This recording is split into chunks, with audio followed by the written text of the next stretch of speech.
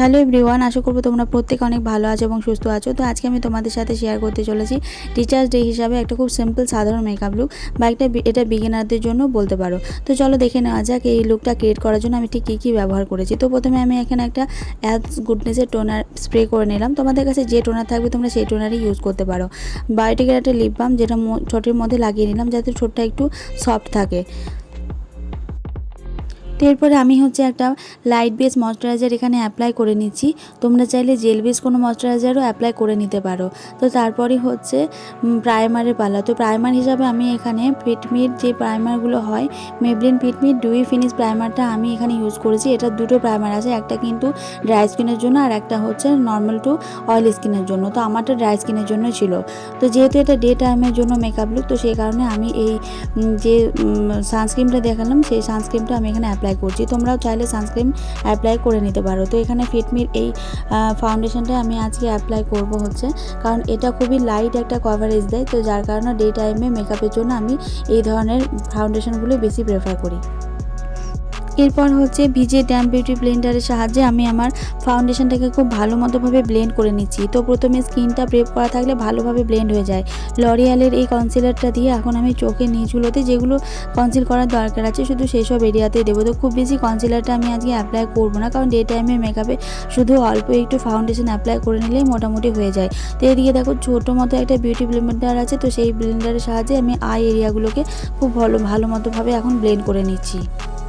ঠোঁটের চারপাশে যে ব্ল্যাক স্পটগুলো বোঝা যায়, তো সেগুলোর জন্য অরেঞ্জ ক্যারেক্টার অবশ্যই ইউজ করা যায়, কিন্তু আমি এগুলো খুব একটা বেশি কিছু ইউজ করব না, কারণ দিনের বেলা মেকআপের জন্য খুব ভালো মতোভাবে যদি তুমি কনসিলারটা অ্যাপ্লাই করো তাহলে আমার মনে হয় যে ওইসব অরেঞ্জ ক্যারেক্টার খুব একটা করার দরকার পড়বে না। পার্টি ওয়ার কোনো মেকআপের ক্ষেত্রে তখন অরেঞ্জ ক্যারেক্টারগুলো রাতের দিকে অ্যাপ্লাই করলে কিন্তু মেকআপটা অনেক বেশি ভালো দেখায়। তো এটা মেকআপ সেটিং স্প্রে, আর এই স্প্রে বোতলটা যেহেতু স্প্রেটা খুব একটা হয় না, তো সেই কারণে আমি ব্লেন্ডারের মধ্যে অল্প একটু বের করে নিয়ে তারপরে মেকআপের মধ্যে অ্যাপ্লাই করে নিয়েছিলাম।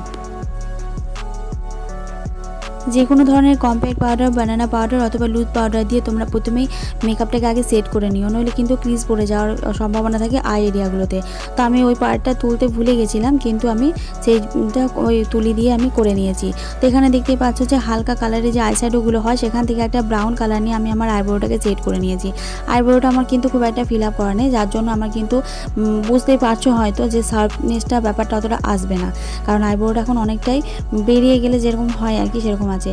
এই যে ফেসেস কানাডার এই যে হাইলাইটার, কন্ট্রোর আর ব্লাশার এই প্যালেটটা থেকে নিয়ে আমি কন্ট্রোর করে নিলাম।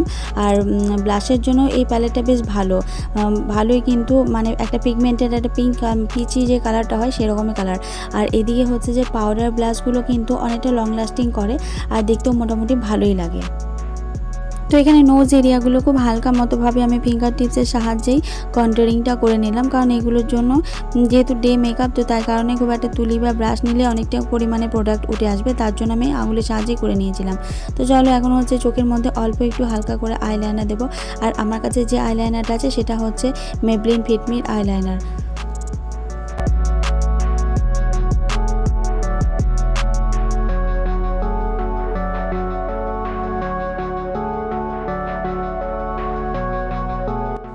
এনওয়াইবের কোল কাজল, এটা দিয়ে কিন্তু আমি আজকে চোখটা ফিল করে নিচ্ছি, কারণ এই কাজলটা অনেকটা লং লাস্টিং দেয়। তবে কাজলটার নিচে কিন্তু আইশ্যাডো থেকে যে ব্ল্যাক কালারের যে আইশ্যাডোগুলো হয় সেই কালারগুলো নিয়ে কাজলের ঠিক নিচের পোর্শনে আমি দিয়ে দেবো, যাতে করে কাজলটা কিন্তু স্মাচ করে নিচের দিকে না নেমে আসে। আর যেহেতু গরমটাও পড়েছে অনেকটা, তো সেই কারণে কিন্তু ঘাম হওয়ার সম্ভাবনাটাও কম।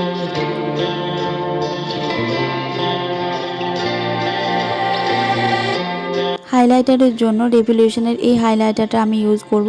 আর এই হাইলাইটারটা কিন্তু অনেক বেশি পিগমেন্টেড দেয়, তার সাথে কিন্তু যে একটা গ্লিটারি ব্যাপার সেটা কিন্তু থাকে না। স্কিনের মধ্যে খুব লাইট বেস একটা হাইলাইটারটা তোমরা দেখলে বুঝতেই পারবে, আর ইউজ করতে পারো বেশ ভালোই কিন্তু। তো চলো আমার হাইলাইটারের সঙ্গে সঙ্গে মেকআপটা এখানেই কমপ্লিট। মোটামুটি শুধুমাত্র একটু লিপস্টিক পরলেই আজকের মেকআপটা এখানেই কমপ্লিট হয়ে যাবে। এখানে আই মেকআপ যেহেতু একেবারেই হালকার মধ্যে রেখেছি, তো সেই কারণে হাইলাইটারটা থেকে নিয়ে অল্প একটু হাইলাইটার চোখের কর্নারগুলোতে আমি লাগিয়ে নিলাম, যেটা ফিঙ্গার টিপসের সাহায্যে ব্লেন্ড করে নিচ্ছি ওখানে।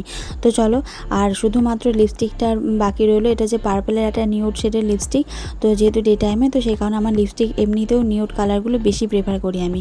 তো চলো, এখানেই হচ্ছে আজকের সাজটা আমার কমপ্লিট। কেমন লাগলো অবশ্যই জানিও।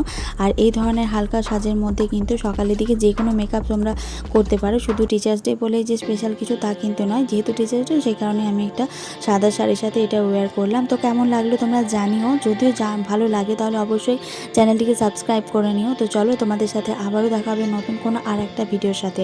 আর আমি চেষ্টা করব তোমাদের সাথে আরও ভালো ভালো নতুন কিছু ভিডিও তোমাদের সাথে শেয়ার করার। আশা করছি তোমাদেরকে ভালো লাগবে। আর যদি কোনো কিছু ভালো না লেগে থাকে তাহলে সেটাও আমাকে জানিও, কেন ভালো লাগলো না সেটাও অবশ্যই জানিও। তাহলে নিজেকে আরও বেশি, অনেক বেশি ডে বাই ডে ইমপ্রুভ করার জন্য সাহায্য করবে।